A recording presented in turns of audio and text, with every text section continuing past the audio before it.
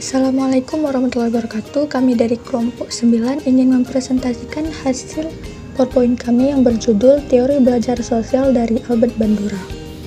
Sebelum memasuki teori dari Albert Bandura, kita akan membacakan profil dari Albert Bandura. Albert Bandura lahir di Mounder, Northern Alberta, Kanada pada tanggal 4 Desember 1925. Tahun 1949 mendapatkan pendidikan di University of British Columbia, jurusan psikologi. Memperoleh gelar master dalam bidang psikologi tahun 1951 dan setahun kemudian ia juga meraih gelar doktor PhD. Bandura menyelesaikan program doktornya dalam bidang psikologi klinik. Setelah lulus, ia bekerja di Stanford University. Memasuki teori dari Albert Bandura. Teori pembelajaran sosial. Teori pembelajaran sosial merupakan perluasan dari teori belajar perilaku yang tradisional behavioristik. Menurut Bandura, sebagaimana dikutip oleh Carl S. 1997, bahwa sebagian besar manusia belajar melalui pengamatan secara selektif dan mengingat tingkah laku orang lain. Selanjutnya ada dua jenis pembelajaran melalui pengamatan, yaitu pembelajaran melalui pengamatan dapat terjadi melalui kondisi yang dialami orang lain. Yang kedua, pembelajaran melalui pengamatan meniru perilaku model. Selanjutnya ada dua pendekatan teori sosial. Yang pertama, conditioning pembiasaan dalam respon. Yang kedua, imitation proses imitasi atau peniruan. Selanjutnya, kritik Bandura terhadap belajar itu sebagai hubungan antara stimulus dan respon.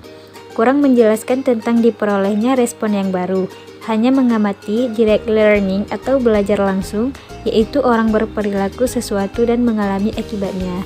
Nah, maksudnya kita juga bisa belajar dari apa yang kita lihat, bukan hanya memperoleh dari kita sendiri. Nah, selanjutnya, menurut teori belajar sosial dasar kognitif, dalam proses belajar dapat diringkas dalam 4 tahap. Yang pertama, perhatian atau attention. Subjek harus memperhatikan tingkah laku model untuk dapat mempelajarinya. Yang kedua, mengingat atau retention. Subjek yang memperhatikan harus merekam peristiwa itu dalam sistem ingatannya. Yang ketiga, reproduksi gerak atau reproduction.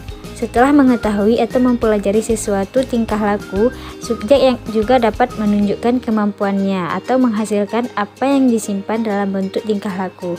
Dan yang terakhir, motivasi, sebagai penggerak individu untuk terus melakukan sesuatu. Nah, maksudnya gini. Sebagai contoh, ada seseorang masuk ke dalam ruangan, dan seseorang itu memukul baby doll, dan anak-anak pun memperhatikannya. Itu poin pertama. Dan poin kedua, mengingat. Setelah seseorang itu keluar dan anak-anak pun mengingat apa yang dilakukan oleh seseorang itu. Poin ketiga, reproduksi gerak. Dan anak-anak itu pun bergerak memukul baby doll seperti seorang tadi melakukannya. Yang keempat, motivasi. Motivasi dibagi menjadi dua, hadiah dan hukuman. Yang pertama, hadiah. Hadiah itu, misalnya kita mendapatkan ranking 1. Nah, kita harus belajar lebih giat lagi biar kita mendapatkan ranking 1. Stimulusnya itu adalah hadiah. Dan yang kedua, hukuman. Begitu juga hukuman.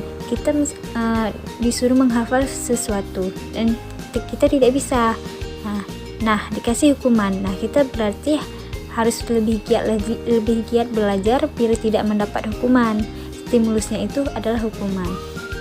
Baik, pada slide yang selanjutnya yaitu ada kelebihan dan kelemahan teori Albert Bandura. Nah, kelebihan dari teori Albert Bandura lebih lengkap dibandingkan teori belajar sebelumnya. Karena itu menekankan bahwa lingkungan dan perilaku seseorang dihubungkan melalui sistem kognitif orang tersebut. Nah, maksudnya di sini bahwa manusia belajar melalui pengamatannya terhadap perilaku orang lain.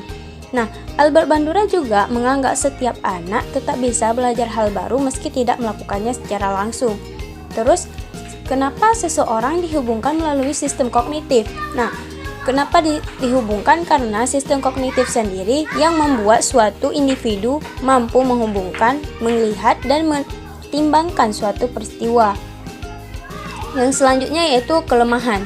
Kelemahan dari teori Albert Bandura sendiri, jika manusia belajar atau membentuk tingkah lakunya dengan hanya melalui peniruan atau modeling, sudah pasti terdapat sebagian individu yang menggunakan teknik peniruan ini juga akan meniru tingkah laku yang negatif, termasuk perlakuan yang tidak diterima dalam masyarakat. Contohnya seperti pencuri, otomatis kita tidak akan melakukan seperti yang dilakukan oleh si pencuri tersebut, karena manusia belajar atau membentuk tingkah lakunya hanya melalui peniruan atau modeling. Kita melakukan peniruan atau menulis secara positif, sehingga perlakuan yang kita lakukan diterima dalam masyarakat. Oke, thank you for attention. See you next time.